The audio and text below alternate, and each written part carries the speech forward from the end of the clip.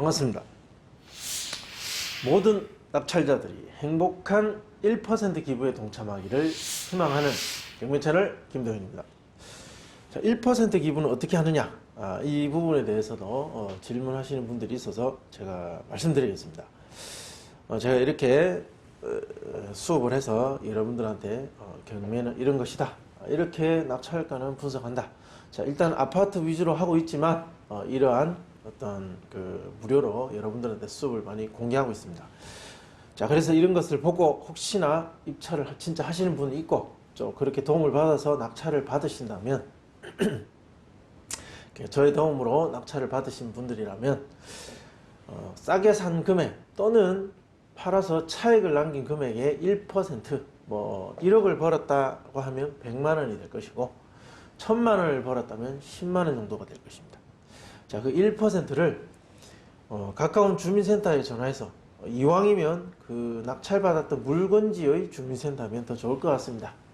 자, 그 동네 주민센터에 전화를 해서 기부하고 싶다 라고 말하면 그냥 담당 직원 연결해 줍니다. 자, 그러면 계좌번호 불러주고 계좌 이체하셔도 되고 돈을 가지고 찾아가도 되고, 주는 건 정말 간단합니다. 그냥 계좌로 이체하시면 됩니다. 자, 그렇게 하면 어떤 분야에 어떻게 쓸 것인가, 그것도 지정할 수 있습니다.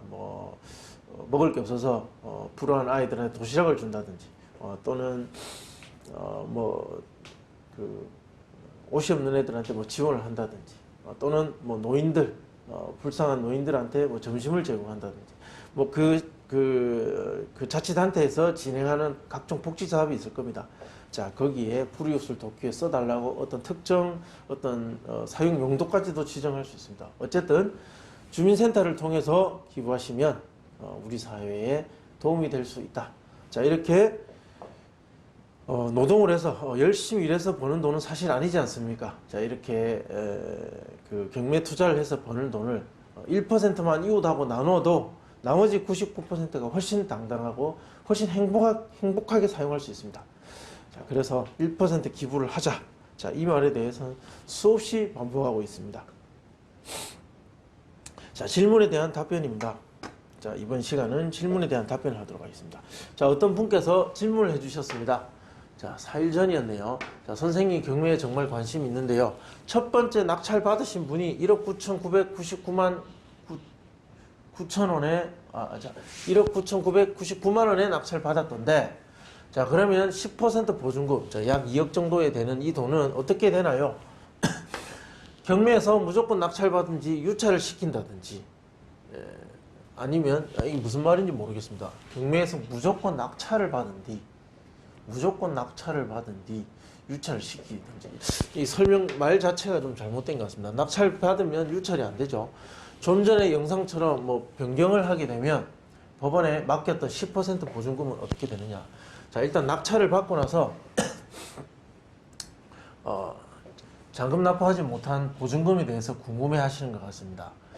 자, 경매를 구경하면서 제일 궁금했던 점이 이 부분이다. 자, 만약에 20억짜리 경매 물건이 나와서 경매 입찰을 하려고 한다면 10% 보증금 2억 원을 걸고 단독 입찰로 낙찰 받아서, 자, 권리 분석을 잘못했다, 낙찰을 잘못 받은 것을 유찰시킨 경우, 자, 2억이라는 돈은 어떻게 되나요? 선생님 답변 한번 부탁드립니다. 자, 권리 분석을 잘못해서 입찰에 참여를 하고 잔금 납부를 하지 못해서 보증금이 몰수되면 그 보증금은 어떻게 되느냐? 자, 아주 간단한 거죠. 자, 보증금은 배당 재산에 몰수됩니다. 자, 이것을 설명하기 위해서 제가 경매에 대해서 간단하게 말씀드리겠습니다. 부동산 경매라는 것은, 자, 일단 부동산이 있습니다. 이렇게 집이 있습니다. 집이든 공장일 수도 있고 땅일 수도 있고 임야일 수도 있고 종류는 많죠. 자, 이런 부동산이 있는데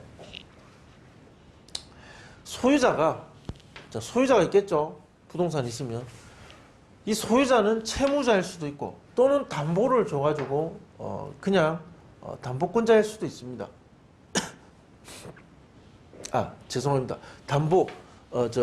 담보를 제공한 물상 보증인일 수도 있습니다. 소유자는. 자, 채무자. 자, 이렇게 제가 설명드릴게요. 어떤 부동산이 있는데 아버지가 있습니다. 소유자. 아버지. 자, 아버지 소유인데, 자, 아들이 사업을 하고 싶어요. 돈을 빌려야 되는데 아버지 아버지 부동산을 담보로 돈 좀 빌려서 내가 사업을 할게요. 이 아버지는 아들을 돕고 싶은 마음에 알겠다, 돈을 빌려라. 자, 채무자는 아들, 물상 보증은 아버지. 자, 그럴 수 있죠. 돈은 누가 빌려줬습니까? 채권자 1. 자, 은행. 근데 은행 돈만으로는 또 부족하다. 자, 그래서 신용보증기금에 또 돈을 빌린다. 신용보증기금에. 자, 그리고 그래도 부족하다. 뭐 사업을 하는데 또 사업 영위가 잘 안 돼서. 자, 그래서 이제 뭐 카드 회사. 자, 마지막에 또 여기는 사채까지 갔습니다. 그러고 나서는 이제 세금도 못 내고 난리 난 거죠.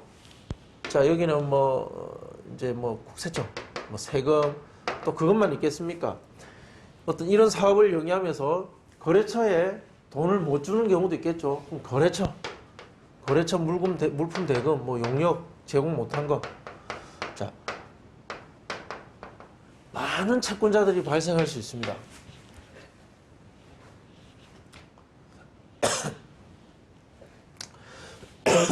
자, 이런 경우에 이 피해를 본 채권자들은 돈을 받아야 되겠죠. 채무자한테 돈을 내놔라. 이런 경우 법원에다가 신청합니다. 법원아, 나는 이러이러한 돈을 얘한테 빌려줬는데 못 받고 있다. 자, 이 부동산을 팔아서 그 돈으로, 그 대금으로 돈을 받았으면 좋겠다 라고 이제 신청을 하죠. 그게 경매신청입니다. 이런 개인 간의 분쟁.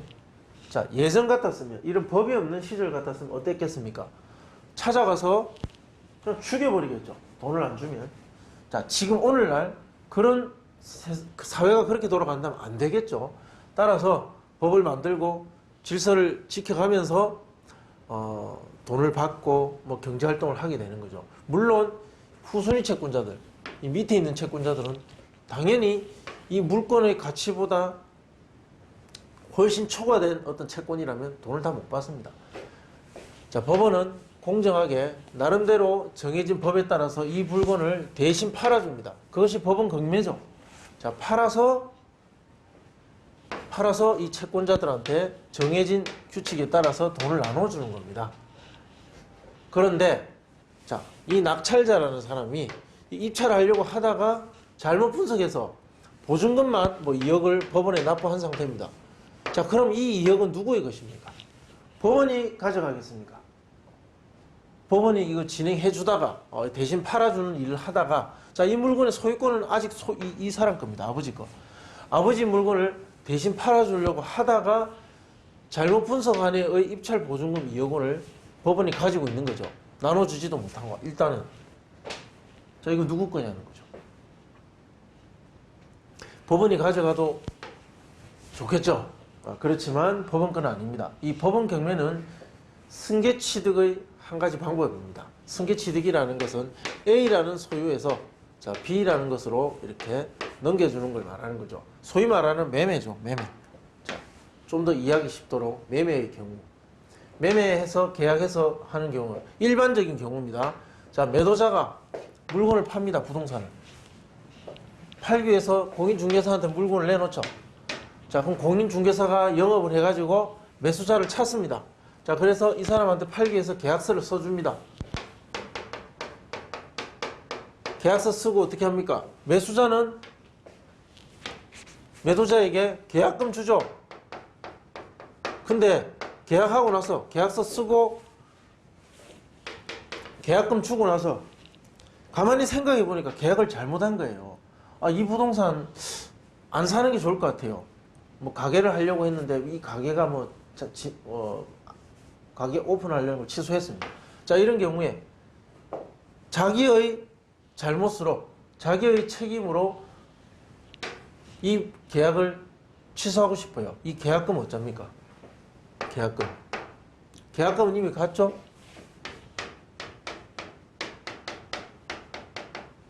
이 계약금에 해당하는 것이 입찰보증금 2억에 해당하는 겁니다. 계약금은 매도자 가져가는 거죠. 계약서에 쓰지 않습니까? 계약을 해제하기 위해서는 계약금을 포기하거나 매도자가 계약을 해지하기 위해서는 배액을 사관하거나, 자, 우리 민법에도 나와 있죠. 계약금은 매도자가 가져갑니다. 자, 이 경매에서 매도자는 누구냐? 파는 사람이 누굽니까? 파는 사람은 소유자입니다. 법원은 이 물건의 소유자가 아니라 이것을 파는 일을 공정하게 대신해 주는 겁니다. 그 절차를 진행하면서. 그 절차를 누가 대신하겠어요? 뭐 채권자가 하겠습니까?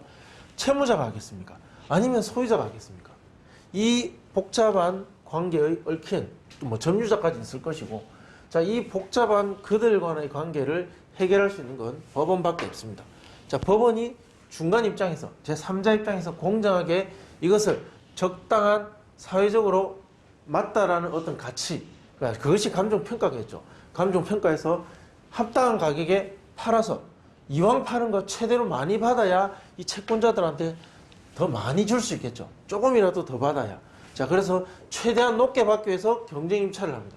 경쟁 입찰에서 최대한 많이 받아서 나눠주기 위해서 이 매각을 대신하고 있는 거죠. 소유자는 이 사람입니다. 그러면 이 낙찰자가 사기 위해서 걸었던 일종의 계약금, 그것이 입찰 보증금입니다. 그 보증금은 법원이 보관하고 있지만 결국은 이 소유자가 감당해야 될 그 채무, 이제 채무자의 채무에 이 물상 보증인을 했겠죠. 자, 이 배당해야 될 재단에 들어가는 겁니다. 만약에 이 채권 금액을 다 합쳐서 이 낙찰가보다 이 채권 금액이 낮을 수도 있잖아요. 뭐 받아야 될 돈이 8억인데, 자, 이 부동산이 10억에 낙찰됐습니다. 10억에. 다 넣어주고 2억이 남습니다. 이 2억은 누가 가져갈까요? 당연히 소유자가 배당합니다. 남는 돈을. 소유자가. 따라서 이 보증금 2억. 자, 이 2억은 법원이 가지고는 있지만 이 물건의 매각 대금에 포함이 되어서 채권자들의 배당을 하거나 남으면 소유자에게 돌려줍니다.